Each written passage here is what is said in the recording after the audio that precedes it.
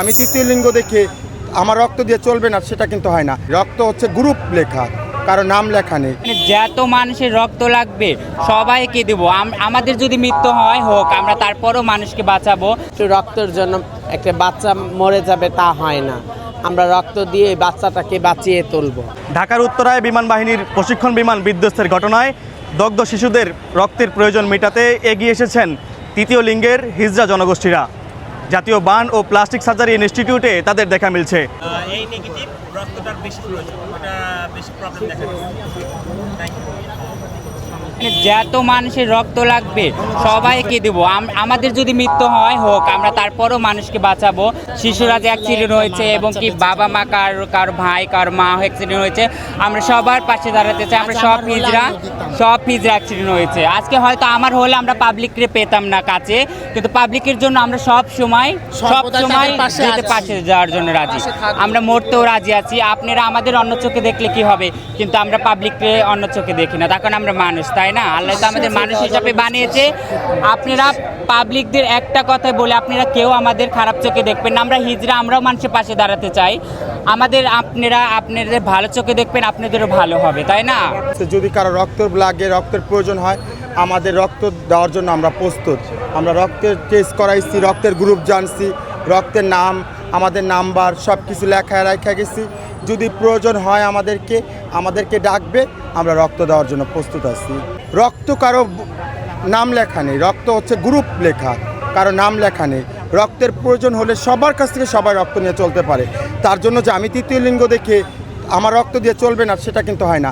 তাহলে আমি বঙ্গবাজার যখনকার পুড়ে গেছে তখনকার আমরা তাদের পাশে দাঁড়াইছি, সেটাও কি আমাদের দোষের হয়েছে? যখনকার বন্যা হয়েছে তাদের পাশে দাঁড়াইছি, সেটাও কি আমাদের দোষের হয়েছে? আমরা দোষী, কিন্তু আমাদের রক্ত তো আর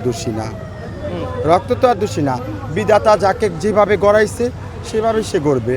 আমরা আসছি এখানে প্রায় 400-র মতো, আরও আসবে।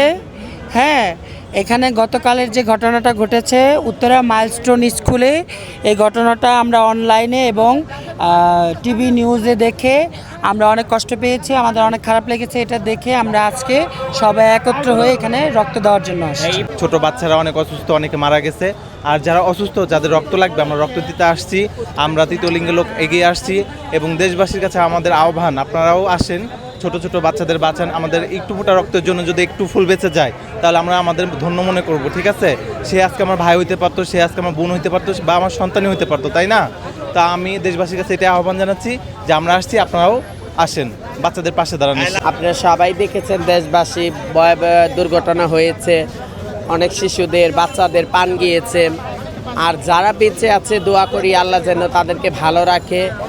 আর অনেকেরই রক্ত লাগবে, শিশুদের, বাচ্চাদের।